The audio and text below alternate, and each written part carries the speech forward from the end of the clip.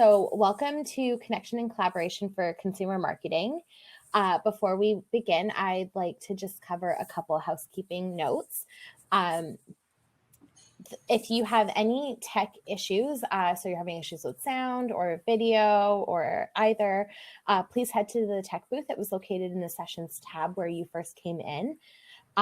The chat session, if you're wanting to chat, please make sure it's toggled to session and not event. If you send it to the event, it's going to the entire group, but session stays within here. We'll have a question and answer at the end, so you can either request to come on screen and ask your question or ask it in the chat. And if you're wanting to make the presentation full screen, just double click on it. And if you're wanting to exit out of it, double click to exit and make it go back in so you can see the three of us. So we are going to start with introductions.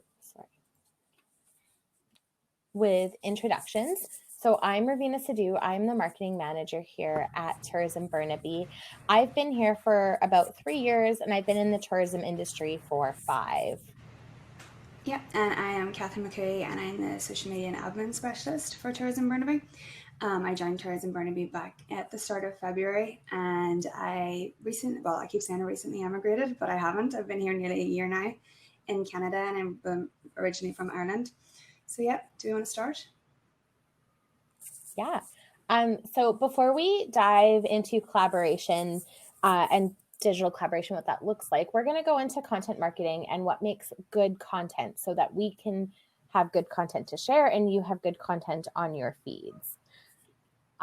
So to start with, content marketing is a strategic marketing approach focused on creating and distributing valuable, relevant, and consistent content to attract and retain a clearly defined audience and ultimately drive customer action. So what we're going to walk through with that today is the different types of content that Tourism Burnaby looks at to use of yours, the consumer journey, the visitor's path to purchase that we follow, where we kind of fit our content in, how to determine your audience for your content, which also helps us determine it for our content, and just a couple best practices to leave with.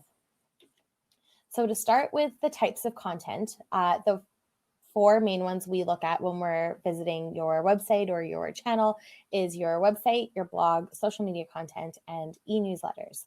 So your website is the core of your online presence. It's your home base. It's where you're able to share who you are and what you offer without any outside noise interfering. It's a great tool for boosting visitor engagement, driving repeat visits, increasing trust, and generating qualified leads and conversions. It is also your most valuable source of data. Through Google Analytics, you're able to see who's visiting your website, where they're coming from, what their age is, what their gender is. You can see what pages are most popular, who's referring them to you. It's a wealth of information and helps you build out things like your audience profiles and your marketing campaigns. A blog, generally speaking, lives on your website, but it's a regularly published, focused on a core theme, and very engaging and interesting. There's many different types of formats your blog post can take. Question and answer, listicle, checklist, informative, storytelling. We at Tourism Burnaby try to post a blog once a week. We try to include as many partners as we can in it. And so if you are creating a dedicated blog and they're sending it to us, we're able to help share and elevate that. The next is pretty self-explanatory, social media content. This is content you develop specifically for social channels. So this can be like Instagram posts, Instagram stories, Facebook posts, LinkedIn, Twitter, TikTok, really anything. And the final spot is your e-newsletters. We're subscribed to all of our partners' e-newsletters. We love seeing them come in. And if you're not creating an e-newsletter, you're not sending one out, you really should be. It's your most powerful and engaged audience. These are people who have opted in and chosen to listen to you, chosen to want to know more, find out what's happening, and they are eager and waiting. So it's the easiest way to maintain engagement with your existing and potential audience and clients. The next thing we're going to talk about is the consumer journey. So this is the path to purchase in tourism that we follow. And when we're looking at content to put on our website or social media, we try to make sure that it fits in one of these 5 pillars and services somebody in one of these 5 pillars. So this information can help you with planning your media buys, your posts, or even just where your post will fit into what we're doing.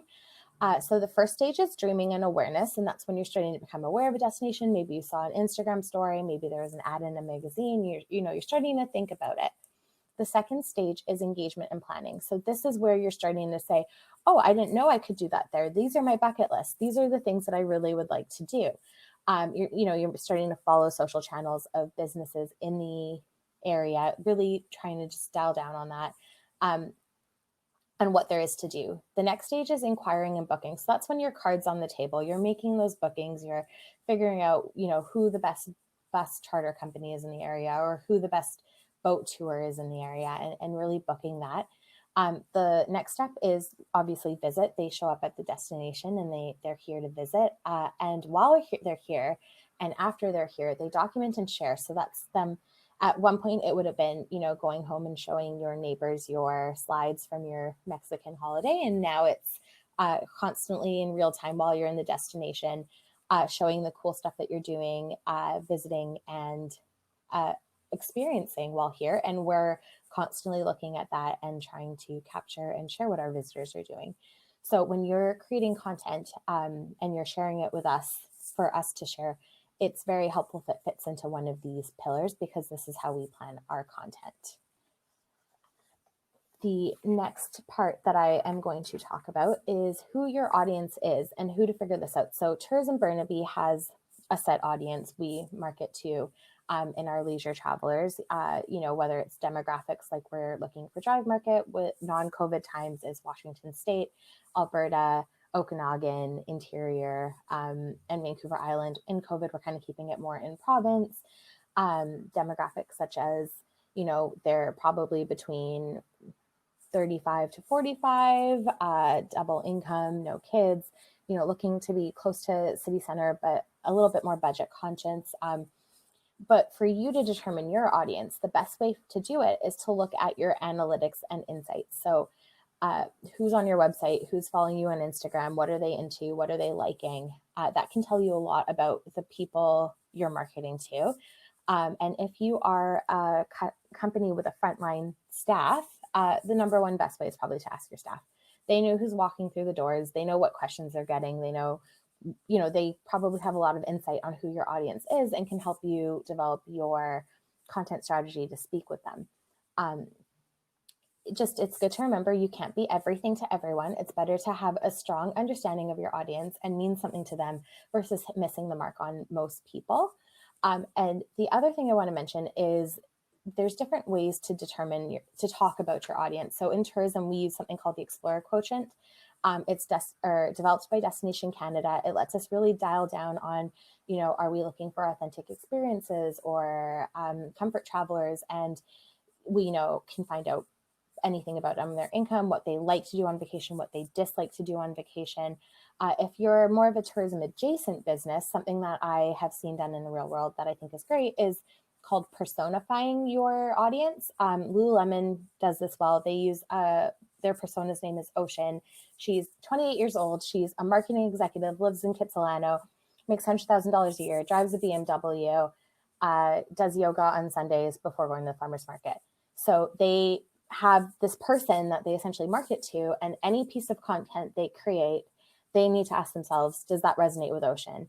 And if it doesn't, that content doesn't get past their marketing conversation roundtables. This is very helpful because once you have your persona, you're talking to these people, this persona, Ocean, as well as people who aspire to be Ocean and the people who once were Ocean. So you are covering a large range.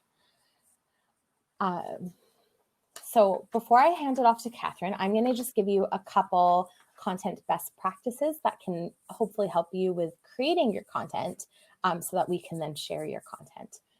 So the first thing I'm going to talk about is the rule of 5. So the rule of 5 is for any piece of content you create, you want to use it 5 ways. So let's say you're hosting an influencer to your business and they're creating some Instagram posts for you. So that's one way.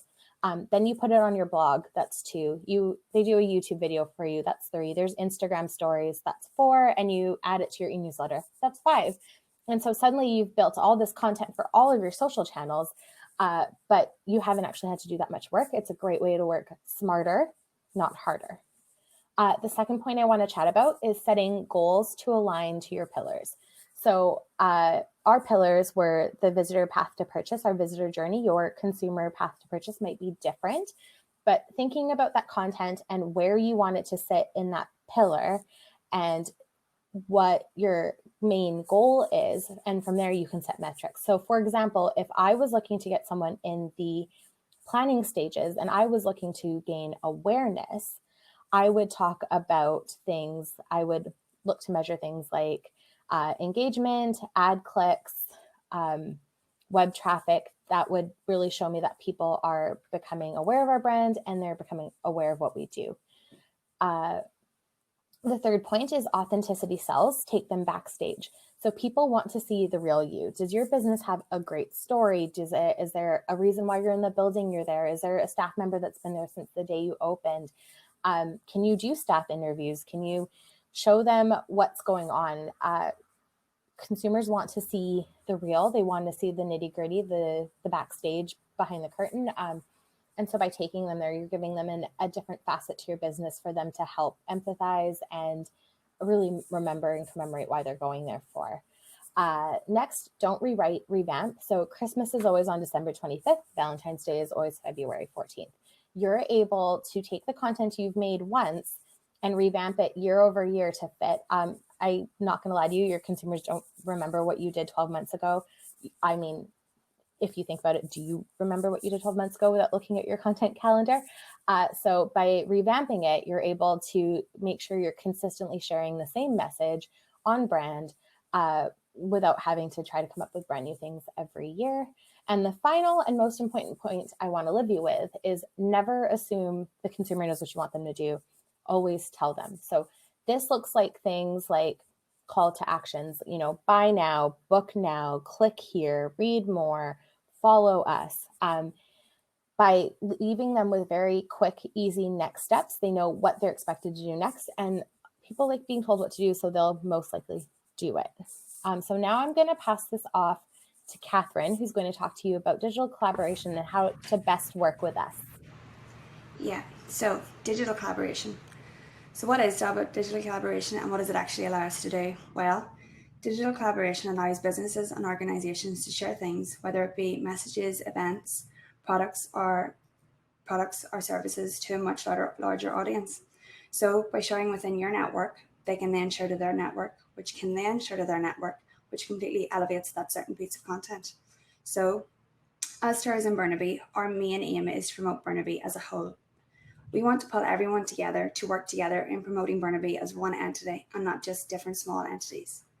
We want to see everybody collaborating together and sharing each and everyone's Burnaby content, helping to promote Burnaby as a joint effort. So let's get people to come to Burnaby, just not to pass through and stop at one restaurant, but to stay and explore, visit that mountain park, Parisian bakery or vintage record shop, take to Deer Lake on a boat or a canoe, or maybe even put your head down in one of our hotels and hopefully do it all over again the next day.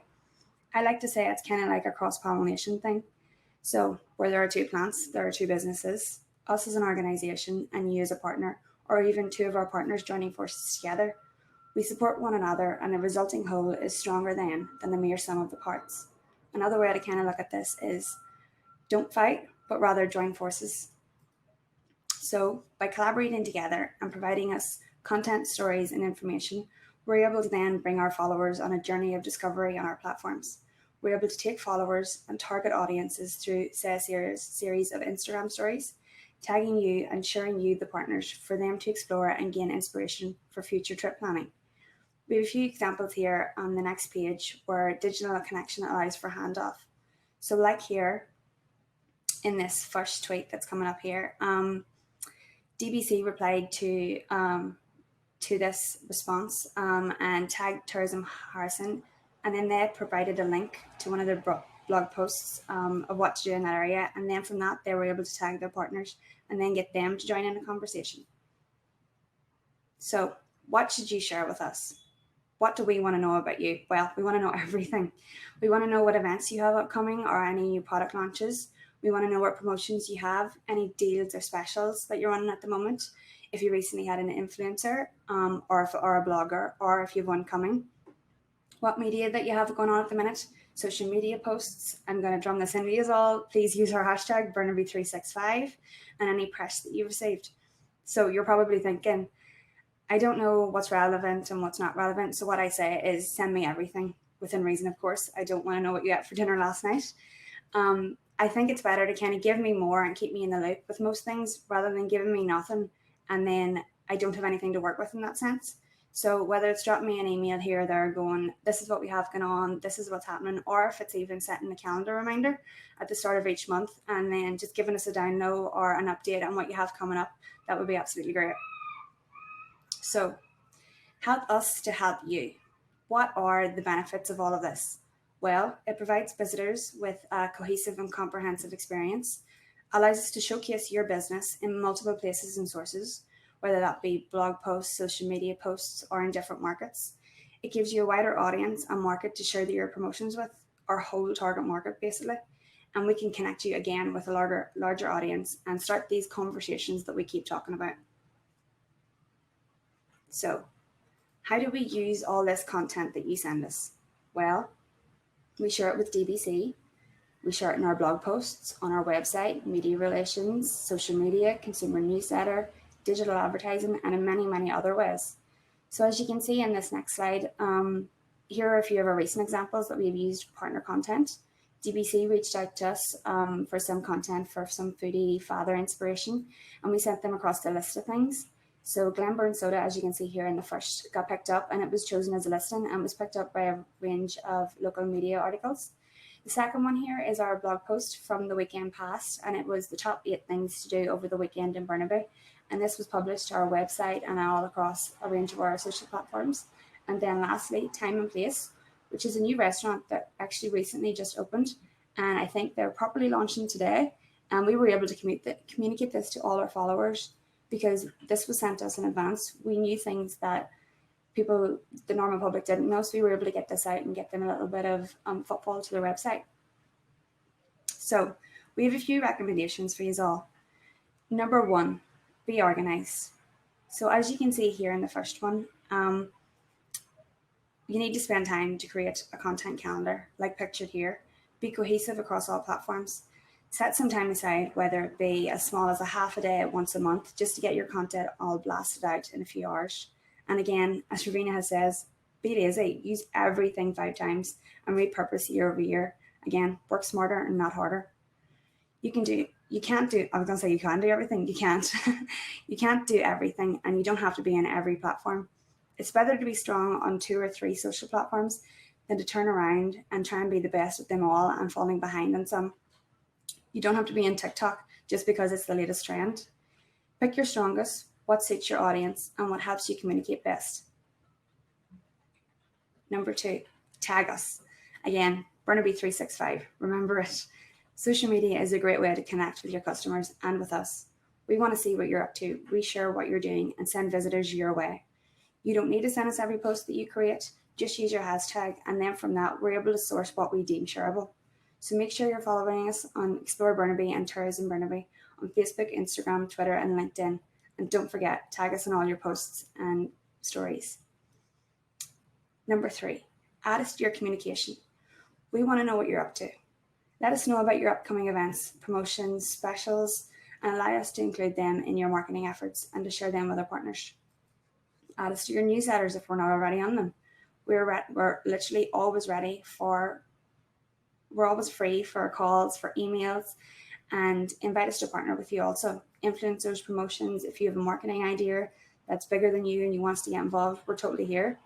And let us know about any events and launches. We'll show up in real time and share updates on social media. And lastly, if you need any help with marketing and design work, we're also here to help. So lastly, this is the main one and this is why we're here. Crowd drift. So this is crowd drift here that you can see in the picture. So basically, your business is part of what makes our destination so great, and we want to showcase you more often on our own social and digital channels. There's a simple and quick way to share Instagram content with us. Simply connect with your Instagram business account via our Crowdrift, the visual marketing platform that we use to manage our photo library. Just to give you all a little update, and if you don't know what Crowdrift is, it is a visual content marketing software that allows us to source, manage, distribute, and optimize the photos and videos that will basically attract and influence visitors to Burnaby. So, by connecting your account, this gives us then a shortcut to discover your public content. It'll save us time from slowly looking through your Instagram for, I'm sure it's great content anyway, but picking out the best for us to use. When you connect, we'll see your Instagram posts, your Instagram stories, and posts you're tagged in or mentioned in. We won't get your personal information, so don't worry, or we won't get your Instagram or Facebook insights or data, or the ability to post on your behalf. And your content will only be shared with us if we decide to choose one of the photos or videos in the marketing. This could be on our website, in a gallery, on our own social channels, or in our marketing materials, like the visitor guide. If we decide to use your photos, we'll then make a request to the original creator and ask for their permission first, again, not stealing any photographs. So just a reminder that you'll need an Instagram business account if you don't already have one, and it's really easy and very, very beneficial to set one up. And don't worry, we'll send out the link to Crowdrift to connect after the conference, and we really, really hope you all get on board. Thanks.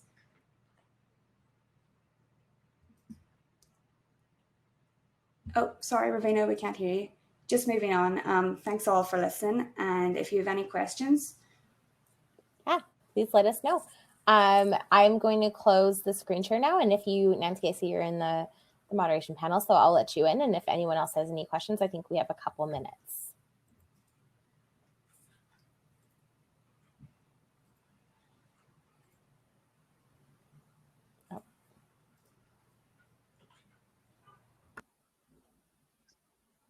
Oh, I didn't have anything to share. I don't have anything to share. Hi, Nancy. No problem. Hi. I don't have anything to share. That was excellent, you guys. Very good. Thank you. Thanks. Lots of great information. Gonna Thank make my you. personas up for each of my attractions now. Yes. If you need any help, reach out. We do this all the time. Yeah. I love the example. It was excellent. Yeah. I can see her.